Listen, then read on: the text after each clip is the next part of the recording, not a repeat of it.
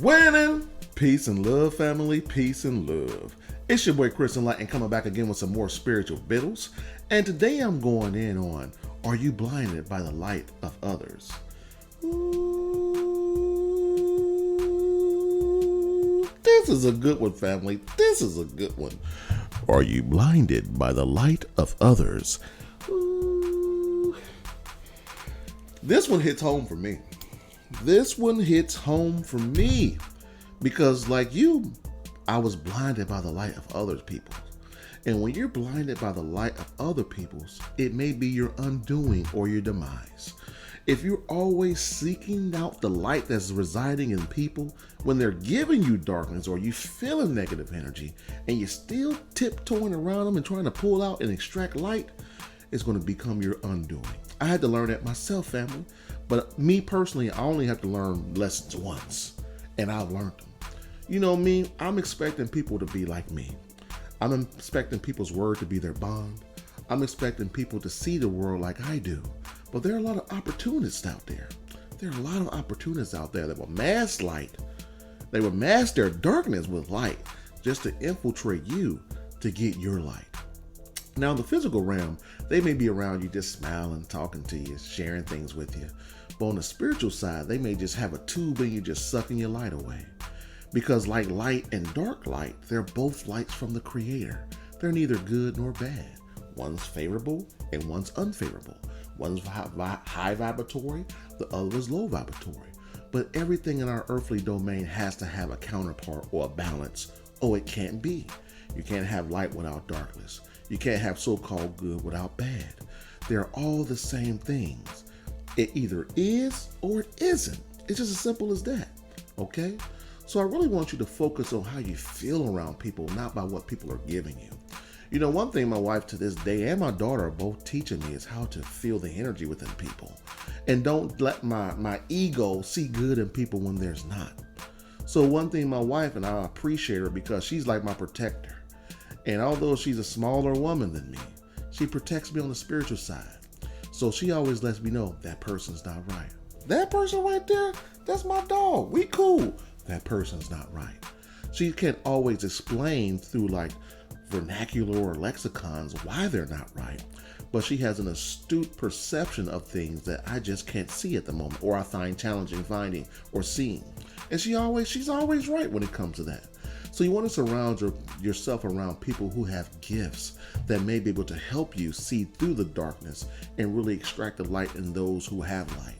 There are some people, she said, you know what, they don't say much, but they have a lot of light. And sure enough, she's usually right. But there are some people who talk a lot, talking about a lot of light, but they're nothing more than darkness or a wolf in sheep clothing. So I really want you to do a self-assessment on everyone around you. Not just your friends and your lovers, your family members, people you've known for years. Because as you grow, you're going to turn into different people. And when people that once had a lot of light, if they're not working on their spiritual self, they're not growing spiritually, they're not evolving, they're devolving, their light may change. Their light may change. I just wrote a book called Consciousness Equals Choice. But my next book, Information Entities, that's dropping in October, it's going to go in on all these. It's going to go in all this. Entities of light, entities of darkness, entities of suffering, entities of wealth consciousness, entities of poverty consciousness, suffering entities, you name it. I'm going to go in on all the different type of entities that are out there. Not all of them, but a lot of them that you may be surrounded around and not even be aware of.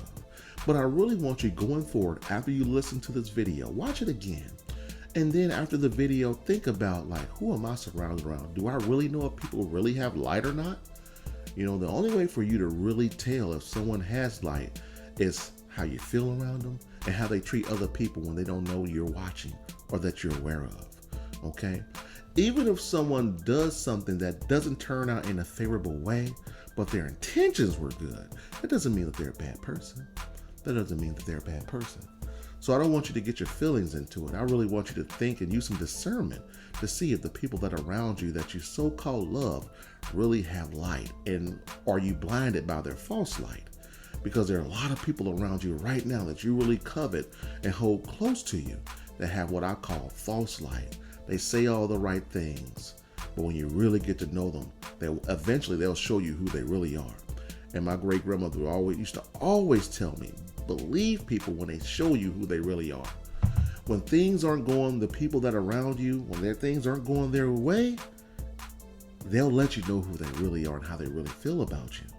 So when people tell you how they really feel about you, accept it. Don't get mad. Don't scream back at them. Just say, okay, and move on. You know, me personally, my spiritual master, Dr. Mitchell Gibson, told me something years ago. He said, when you don't have anything good to say, or if someone's mad at you and you want to say something just to get back at them, say nothing. Just say nothing and leave it at that. And cut them out your life. Because you don't owe anyone anything. Only person that you truly owe is yourself. Don't anchor your emotions, your time, your consciousness, your energy, your light, your vibration in unfavorable situations, family. If something happened that you didn't win from, think about it, categorize it, throw it over your shoulder, and move on. A lot of people can't evolve or grow spiritually because they have all this preconceived, fettered, or anchored, or chained unfavorable situations in them that they can't move on from. And their spirit becomes heavy, their consciousness becomes heavy, and they're trying to evolve, but they have all this baggage that they're carrying along with them. Whatever choice you make the choice. Be good with that choice and move on, family. But one thing I don't want you to no longer do is allow your desire to see good in people be your undoing, okay? Covet your light as if it means something. In the past, I talked about how your light is real currency in the spiritual world. And that's true. When you transition and die, you're going to be judged on how much light you have and how much light you've used. You're also going to be judged on how much darkness you have in you and how much darkness you've used. Okay? So be the ambassador of your family. Hold your head up high.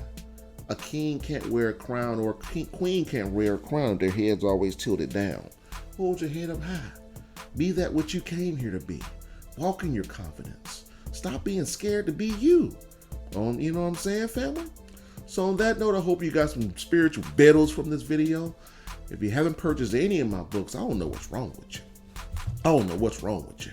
Go out to Amazon.com right now. Get the Enlightened Talk, Poverty Consciousness, Wealth Consciousness, Dissolving Your Limitations, and my new book, Consciousness Equals Choice. Ooh. If you want to support my wife, go out to Amazon.com. Check her book out, I Am by Divine Queen. It's a bunch of bangers in there. It's a whole bunch of spiritual videos in that book. So on that note, family, it's your boy Chris Enlightened. You already know what I'm doing. I'm out here winning.